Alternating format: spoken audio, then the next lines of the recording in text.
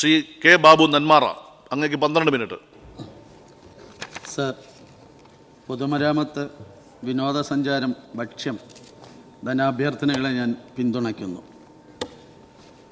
Sir, കുവൈറ്റിലുണ്ടായ ദാരുണമായ അപകടത്തെ തുടർന്ന് ഉണ്ടായ വിഷമതകൾക്കിടയിലും ലോകത്തിൽ നിന്നും 103 രാജ്യങ്ങളിൽ നിന്നായി നൂറുകണക്കിന് പ്രവാസികൾ ഒത്തുചേരുകയും UDFിലെ ജനപ്രതിനിധികൾ അത് ബഹിഷ്കരിക്കാൻ തീരുമാനിച്ചപ്പോഴും അവർ പ്രതിനിധാനം ചെയ്യുന്ന രാഷ്ട്രീയ കക്ഷികളുടെ പ്രവാസി സംഘടനകളുടെ നേതാക്കൾ പങ്കെടുത്ത് അവരവർ ജീവിക്കുന്ന സ്ഥലത്തിലെ പ്രയാസങ്ങളും ബുദ്ധിമുട്ടുകളും ദുരിതങ്ങളും പ്രതീക്ഷകളും പങ്കുവെച്ച ലോക കേരള സഭ നല്ല രീതിയിൽ നടത്തിയ ഗവൺമെൻറ്റിനെയും അതിന് ഒപ്പം നിന്ന ഉദ്യോഗസ്ഥന്മാരെയും അതിൽ പങ്കെടുത്ത പ്രവാസികളെയും ഞാൻ ഹൃദയപൂർവ്വം നന്ദി അറിയിക്കുന്നു.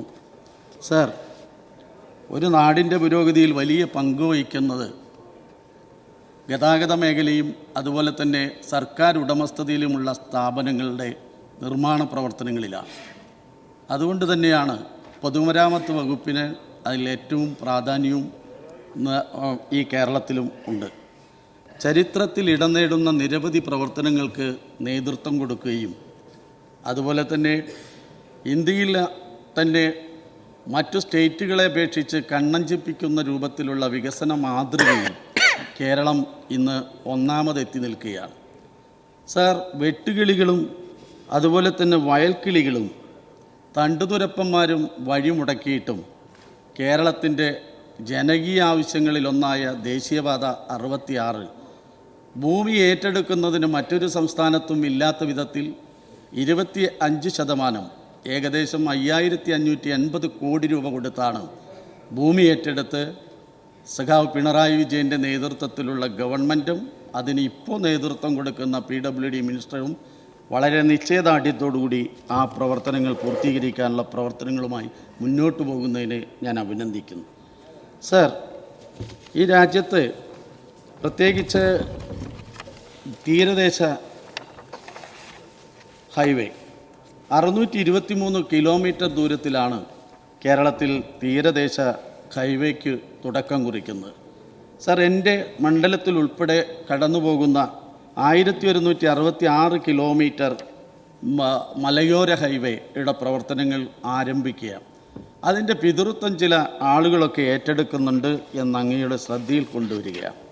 മറ്റൊരു കാര്യം, 2043 കോടി രൂപ ചെലവഴിച്ചുകൊണ്ടാണ് അതിന് ഭരണാനുമതി നൽകി 8.11 കിലോമീറ്റർ ദൈർഘ്യമുള്ള ആനക്കംവയിൽ കള്ളാടി മേപ്പാടി തുരങ്കപാത അതിൻ്റെ ടെൻഡർ നടപടികളിലേക്ക് പോകുന്നതും ഈ കേരളത്തിന് ഏറെ അഭിമാനിക്കാവുന്ന തരത്തിലാണ്.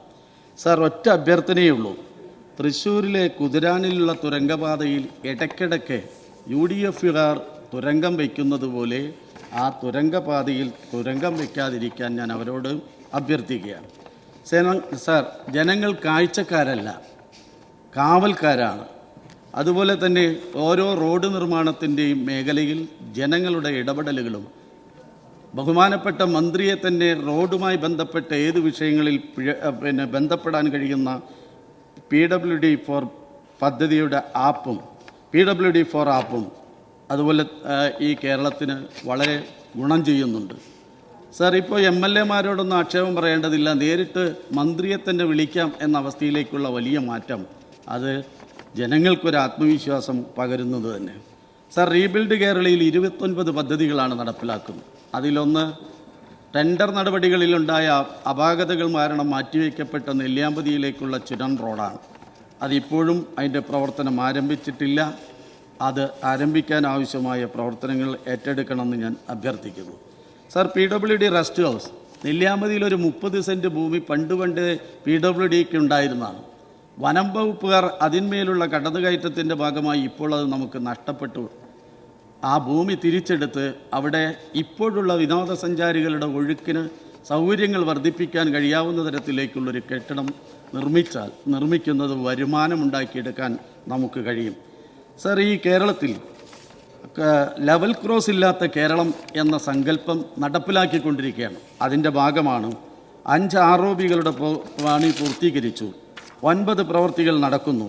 99 ROBകൾക്ക് ഭരണാനുമതി നൽകി. അതിലൊന്ന് എൻ്റെ നിയമസഭാ മണ്ഡലത്തിലെ ഊട്ര റെയിൽ മേൽപ്പാലമാണ്.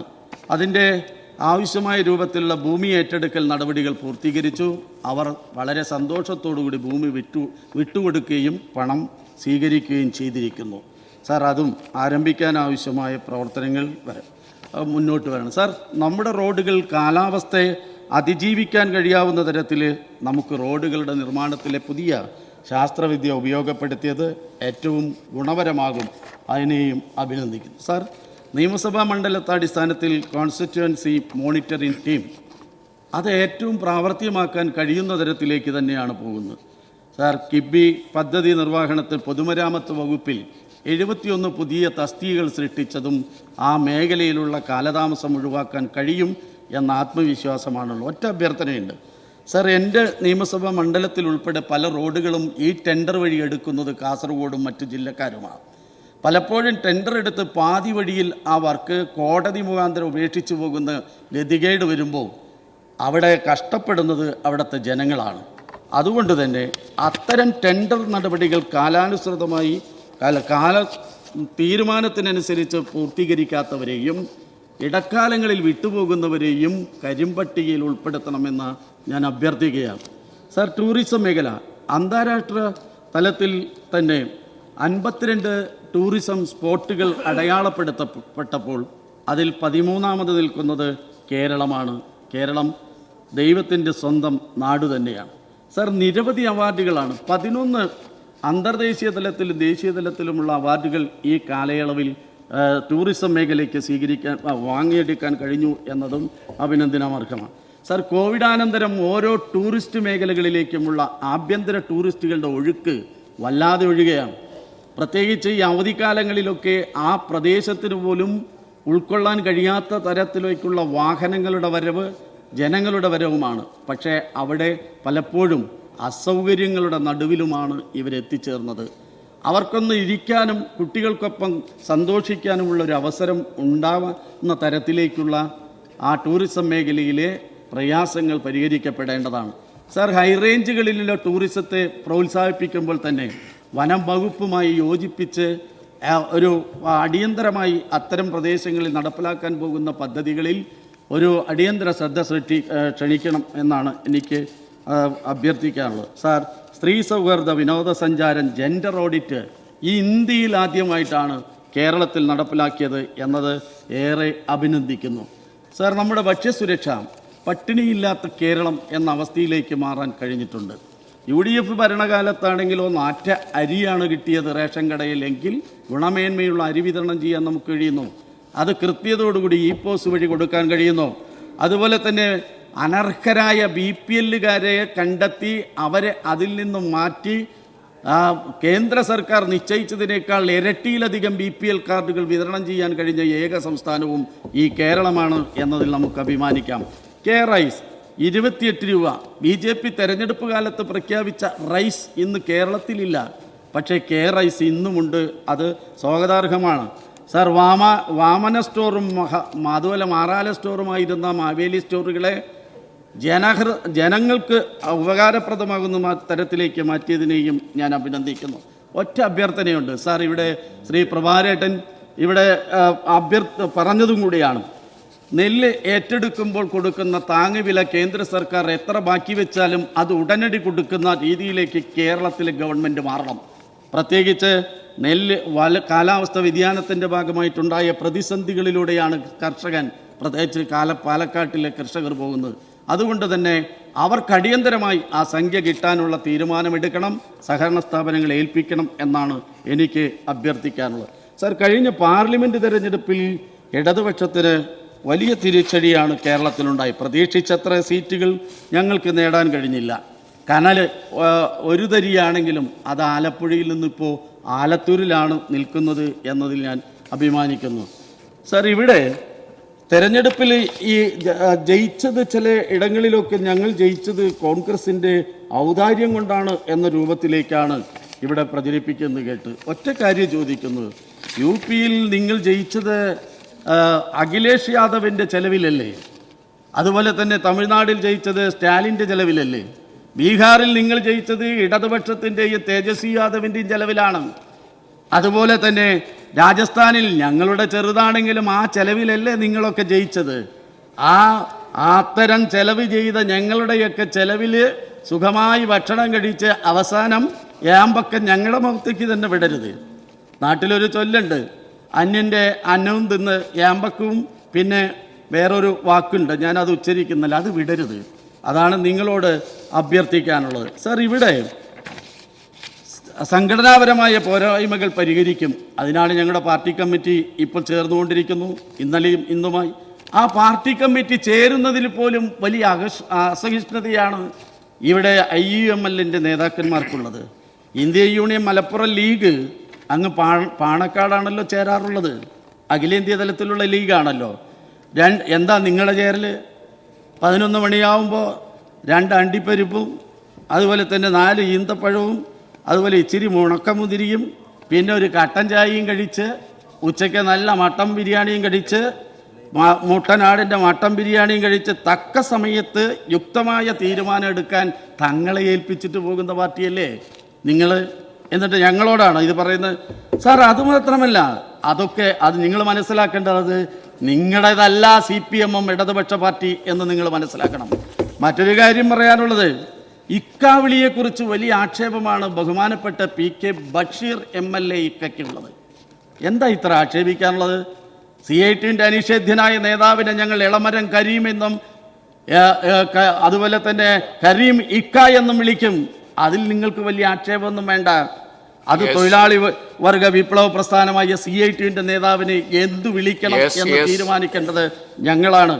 അതുകൊണ്ട് തന്നെ ഒറ്റ കാര്യം കൂടെ പറയാൻ ആഗ്രഹിക്കുക. സാർ, എപ്പോഴാണ് ഇവർക്കൊക്കെ മൗലിമാരെയും മൊല്ലാക്കന്മാരെയും ഉസ്താദുമാരെയും ഹാജിമാരെയും ഒന്നും വേണ്ടാന്ന അവസ്ഥ വന്നത്? ഇടതുപക്ഷം എടുക്കുന്ന കേന്ദ്ര ഗവൺമെന്റിന്റെ BJP മതന്യൂനപക്ഷങ്ങൾക്കെതിരെയുള്ള വേട്ടയാടലുകൾ ഉണ്ടാകുമ്പോൾ അത്തരം ആളുകൾക്കിടയിൽ അവർ ചിന്തിക്കുന്നത്, അവർക്ക് ആശ്വാസവും താങ്ങും തണലും നിൽക്കുന്നത് ഇന്ത്യയിലെ ഇടതുപക്ഷമാണ്, അത് CPM നേതൃത്വം കൊടുക്കുന്ന ഇടതുപക്ഷമാണെന്നുള്ളത് കൊണ്ട് അവരോടൊപ്പം നിൽക്കുമ്പോൾ അവരെ നിങ്ങൾ തള്ളിപ്പറയുക. ഒടുവിലോ SDPI-ക്കാരെയും മുജാഹിദിനെയും ഒക്കെ തലയിലേറ്റിക്കൊണ്ട് നടത്തിയ നാടകമൊക്കെ എല്ലാവർക്കും അറിയാം. ഇത് നിങ്ങൾ അപകടത്തെയാണ് വിളിച്ചു വരുത്തുന്നത് എന്ന് ഞങ്ങൾ ഓർമ്മിപ്പിക്കുകയാണ്. അവസാനിപ്പിച്ചു. ഒറ്റ കാര്യം പറയാനുള്ളൂ. ഇവിടെ പിന്നെ ഇത് അടിയന്തര പ്രമേയം അവതരിപ്പിച്ചുകൊണ്ട് ബഹുമാനപ്പെട്ട പ്രതിപക്ഷ നേതാവ് CPIM-നകത്തുള്ള വലിയ പ്രശ്നവും പ്രതിസന്ധിയെക്കുറിച്ചൊക്കെ പറഞ്ഞു. ഞാൻ ഒറ്റ കാര്യം ചോദിക്കുന്നുള്ളൂ. അങ്ങയുടെ മധു ഈച്ചരനെ കുറിച്ചും ലാൽജിനിയെ കുറിച്ചും ഹനീഫിയെ കുറിച്ചും ഒന്ന് നിങ്ങൾ ഓർമ്മിക്കുന്നത് നന്നായിരിക്കും. ഏത് സ്വാതന്ത്ര്യ സമരത്തിൽ പങ്കെടുത്തിട്ട് മരിച്ചതാ? നിങ്ങൾ തമ്മിലുള്ള കലാപത്തിന്റെ രക്തസാക്ഷികളാണ് അവര്. അതുകൊണ്ട് ഇങ്ങോട്ട് വേണ്ട. അവസാനിപ്പിക്കുന്നു സാർ.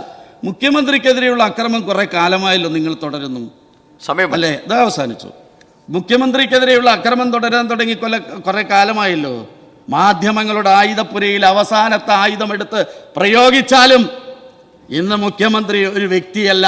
സഖാവ് പിണറായി വിജയൻ ജനഹൃദയം കീഴടക്കിയിട്ടുള്ള ജനകീയനായ നേതാവും ഒരു വിപ്ലവം നയിക്കുന്ന പോരാളിയുമാണ്. അവർക്ക് മുന്നിൽ നിങ്ങൾക്ക് അടിപതറേണ്ടി വരും എന്ന് മാത്രം ഓർമ്മപ്പെടുത്തി ഒരിക്കൽ കൂടെ ഞാൻ പിന്തുണച്ചുകൊണ്ട് അവസാനിപ്പിക്കും.